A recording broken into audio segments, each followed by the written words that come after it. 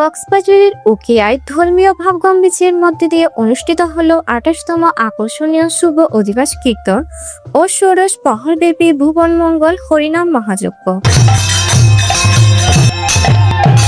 গত ১, ২, ৩ ও ৪ এপ্রিল বুধ, বৃহস্পতি, শুক্র ও শনিবার উখিয়া সার্বজনীন মহোৎসব উদযাপন পরিষদের উদ্যোগে শ্রী শ্রী রাধাকৃষ্ণ ও শ্রী গুরু অর্ধেন্দ্র ধাম প্রাঙ্গণে আয়োজিত এ অনুষ্ঠানে দূর দূরান্ত থেকে আসা হাজার হাজার ভক্তবৃন্দের পথচারণায় মহামিলন মেলায় পরিণত হয়। মহোৎসব উদযাপন পরিষদ ২০০০ উদ্যোগে আকর্ষণীয় বিবর্তন ও ষোড়শ প্রহরব্যাপী হরিনাম মহাযজ্ঞ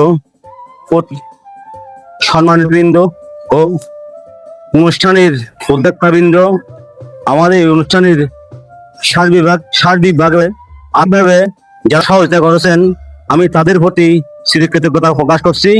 পাশাপাশি যারা আর্থিকভাবে সহযোগিতা দান দিয়ে করছে বলছি আর আমাদের মন্দিরটা নির্মাণ করতে পারে সুন্দরভাবে সবার সাথে খবর। ধন্যবাদ। অনুষ্ঠানে প্রধান অতিথি হিসেবে উপস্থিত ছিলেন কক্সবাজার উখিয়া মাননীয় সংসদ সদস্য জনাব শাহজাহান চৌধুরী। আমি থাকতাম তখন সেই স্মৃতি অনেক। আজকে এখানে আপনাদের এই মহোৎসবে আমি যোগদান করতে পেরে আমি অত্যন্ত গর্ববোধ করছি এবং আপনাদের সকলের প্রশংসা করছি। বাংলাদেশে আমরা সকল ধর্মের মানুষ সুন্দরভাবে বসবাস করে একটা সুন্দর সমাজ ব্যবস্থা গড়ে তুলতে চাই। এটা হচ্ছে বর্তমান সরকার তারেক রহমানের স্বপ্ন।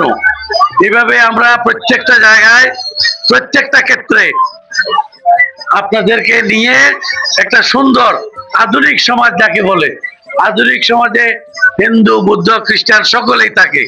সুতরাং আমি এখানে উখিয়াতে একটা সুন্দর আধুনিক সমাজ ব্যবস্থা করে আগে থেকেই ছিল, বর্তমানে আরো জোরদার। আর এই মন্দিরে ৫ লক্ষ কোটি টাকা অনুদান দেওয়ার জন্য ঘোষণা করছি জেলা পরিষদ ফান্ড থেকে। আমি সেটা ব্যবস্থা করব। আরো যা যা লাগে আপনাদের এই মন্দিরকে ফুটিয়ে তোলার জন্য প্রতি বছর যাতে আপনারা অনুষ্ঠান করতে পারেন এরকম একটি কেন্দ্রীয় যে সুন্দর একটা মন্দির করার চিন্তা আমার আছে, সেটা ইনশাআল্লাহ তাআলা আমরা বাস্তবায়ন করব। আরো উপস্থিত ছিলেন ডক্টর শ্রী অশোক বিশ্বাস, শ্রী বিপুল ভট্ট, শ্রী উত্তম দাস সহ স্থানীয় গণ্যমান্য ব্যক্তিগণ। এই সময় অতিথিদের উত্তরীয় পরিয়ে সম্মান জানানো হয়। পাশাপাশি প্রধান অতিথির হাতে সম্মাননা স্মারক তুলে দেয় মহোৎসব উদযাপন কমিটি। গুরু অর্ধেন্দ্র ধাম উপস্থিত হয়ে আজকের ষোড়শ প্রহরব্যাপী মহানাম সংকীর্তনে উপস্থিত হয়ে আমি নিজেকে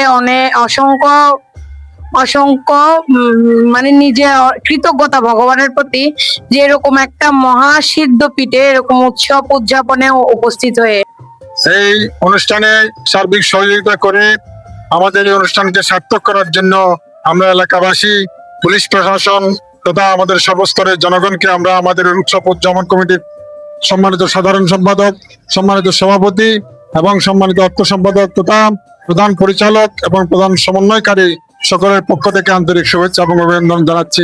৪ দিন ব্যাপী অনুষ্ঠানের মধ্যে ছিল ভক্তিমূলক অধিবাস কীর্তন, ধর্মীয় আলোচনা সভা এবং ষোড়শ প্রহরব্যাপী ভুবন মঙ্গল হরিনাম মহাযজ্ঞ, যাতে পৌরোহিত্য করেন অখিল বন্ধু ব্রহ্মচারী। এবারের অনুষ্ঠানমালার সার্বিক পরিচালনার দায়িত্বে ছিলেন উখিয়া সার্বজনীন মহোৎসব উদযাপন পরিষদের সভাপতি শ্রী মিলন্তর, সাধারণ সম্পাদক সাংবাদিক শ্রী রতন কান্তি দে এবং অর্থ সম্পাদক ডাক্তার শ্রী পিন্টু কান্তি দর। তারা বলেন, প্রতি বছরের মতো এবারও হাজার ভক্তের মাঝে প্রসাদ বিতরণ করা হয়েছে এবং সকলের সহযোগিতায় শান্তিপূর্ণ ও সুশৃঙ্খল পরিবেশে অনুষ্ঠান সম্পূর্ণ হয়েছে। তারা আরো বলেন, ভবিষ্যতেও এ ধরনের ধর্মীয় ও সামাজিক আয়োজন আরো বৃহৎ পরিসরে আয়োজনের পরিকল্পনা রয়েছে। উখিয়া থানায় সেকেন্ড অফিসার থাকাকালীন পত্র সিদ্ধধামের যিনি মহাপুরুষ পরমারাধ্য শ্রী গুরুদেব শ্রী অর্ধেন্দ্র দেব রায় মহোদয়ের সাথে আমার সাক্ষাৎ হয়।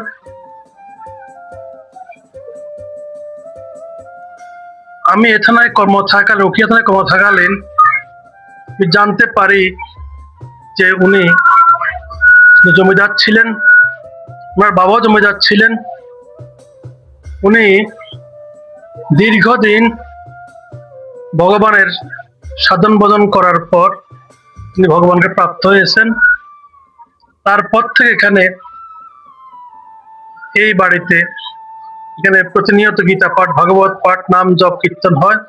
দূর দূরান্ত থেকে ভক্তরা আসেন। যারা ওনার সংস্পর্শে আসছেন তারা বুঝতে পারছেন যে উনি কত বড় সিদ্ধ মহাত্মা। তো আজকে ওনার এই ধামে আসি আমাদের কাছে ভালো লাগতেছে। এখানে আসতে মনে হয় যেন শরীরের জন্মজনের বোঝাটা হালকা হয়ে যায়। তো এই অসম্পূর্ণ মন্দিরটা সম্পূর্ণ দরকার। আমরাও সহায়তা করব। বাকি যারা আছেন অত্র এলাকার কমিটি সহ সবার নিকট বিনীত আমার আবেদন হলো, আপনারা সকলে মিলে এই গুরুধামটার পূর্ণাঙ্গ মন্দির যেন রূপায়িত হতে পারে। আপনারা যার যা কিছু আছে আপনারা অর্থ দিয়ে সাহায্য করবেন।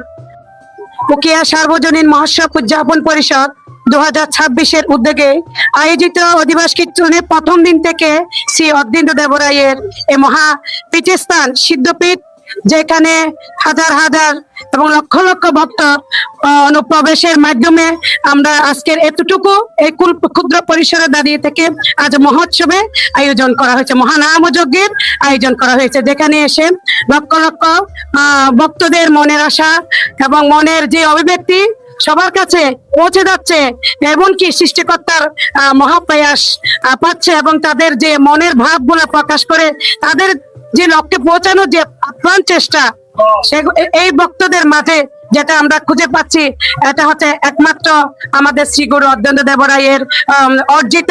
আর মানুষের অকাল একটা স্বপ্ন ছিল এখানে একটা মন্দির হবে, যে মন্দিরে সবার মনের আশা ব্যক্ত করতে আসবে, সেখানে শ্রীকৃষ্ণ এবং রাধে রাধের অনুভূতিটা আমরা পাবো এবং সৃষ্টি তত্ত্বের মহা আধ্যাত্মিক শক্তিগুলো কি আমরা খুঁজে পাবো, এই প্রয়াস আমরা এখানে রাখছি। আবারও শুভেচ্ছা। সিপাহী কেবলম আজকে শ্রী গুরু অদ্বৈত ধাম ও মহোৎসব উদযাপন পরিষদের উদ্যোগে শ্রী গুরু অদ্বৈত দেবরায়ের নিজ উদ্যোগেই স্থাপিত এই মহোৎসব আজ থেকে 28 বছর পূর্বে উনি নিজেই শুরু করেছিলেন। ওনার হাত ধরেই আজকে এখানে এই সিদ্ধপীঠেই শ্রী গুরু অদ্বৈত দেবরায় সিদ্ধি লাভ করেছিলেন, পরমেশ্বর ভগবান শ্রীকৃষ্ণকে লাভ করেছিলেন। তো এইখানে আজকে ব্রাহ্মণবাড়িয়া, নোয়াখালী সহ সারা বাংলাদেশের ভক্তবৃন্দ এই 28তম ষোড়শ প্রহর ব্যাপী মহানামযজ্ঞ অনুষ্ঠানে আজকে এখানে সমবেত হয়েছে। শ্রী গুরু কৃপাহি কেবলম। আমি উত্তম কুমার দাস, ব্রাহ্মণবাড়িয়ার একজন মানুষ। আমি ওকেয়াতে আসছি, এসে আমার শ্রদ্ধেয় গুরুদেব শ্রী অদ্বৈত দেবরায় ওনার চরণে আমি শরণাগত হয়েছি। ওনার কাছে এসে আমি জানতে পারলাম যে শ্রীকৃষ্ণ হচ্ছেন ভগবান এবং আমাদের কর্তব্য হলো ওনার সেবা করা, ওনাকে ডাকা। অনেকে মনে করে ধর্ম মানে নিরামিষ খাওয়া, কিন্তু আমার গুরুদেব বলছেন না, ধর্ম মানে শুধু নিরামিষ খাওয়া না, নিরামিষ তো গরু ছাগলেও খায়। তাহলে ধর্মটা আমিষ এবং নিরামিষের মধ্যে না। ভগবান শ্রীকৃষ্ণ গীতায় বলছেন খাদ্য হলো তিন প্রকার। একটা হলো রাজসিক খাদ্য, একটা হচ্ছে তামসিক খাদ্য এবং একটা হচ্ছে সাত্বিক খাদ্য। কিন্তু মানুষ মনে করে খাদ্য 2 প্রকার, একটা হচ্ছে আমিষ এবং নিরামিষ। আসলে গীতার মধ্যে আমিষ এবং নিরামিষ বলতে কোনো শব্দ নেই। সেই সব গীতার মতে, ভগবান শ্রীকৃষ্ণের মতে খাদ্য হলো 3 প্রকার, সাত্বিক, রাজসিক এবং তামসিক। সেটা অবশ্যই উকিয়াবাসীর জন্য বা এলাকাবাসীর জন্য অনেক আনন্দের বিষয় এবং গর্বের বিষয়, একটা অস্তিত্বের বিষয়। সনাতন ধর্মাবলম্বীরা কিন্তু অবলম্বীরা দিন দিন আসলে অনেক নির্যাতিত হচ্ছে। তো কথা হলো, আমরা যদি বাঁচতে চাই তাহলে আমাদের অস্তিত্বকে ধরে রাখতে হবে। আমাদের অস্তিত্ব হলো ভগবান শ্রীকৃষ্ণ। আর ওনার যদি একটা প্রতিষ্ঠান থাকে, যদি কোনো একটা মন্দির থাকে, তাহলে সেই মন্দিরকে অবলম্বন করে অনেক মানুষ তার ধর্ম চর্চা করার একটা সুযোগ পায়। সেই হিসাবে আমি বলবো যে সবাই আপনারা মন্দিরের প্রতি একটু নজর দিবেন। সনাতনীদের মধ্যে এই বর্ণাঢ্য আয়োজনের মাধ্যমে এলাকা জুড়ে আনন্দ, সম্প্রীতি ও আধ্যাত্মিকতার এক অনন্য আবহ ছড়িয়ে পড়ে, যা ভক্তদের মনে দীর্ঘস্থায়ী প্রভাব ফেলেছে। সমীরুদ্দের পাঠানো তথ্যচিত্রে কণ্ঠে শিল্পী পাল, সত্য সনাতন টিভি, ওকিয়া, কক্সবাজার।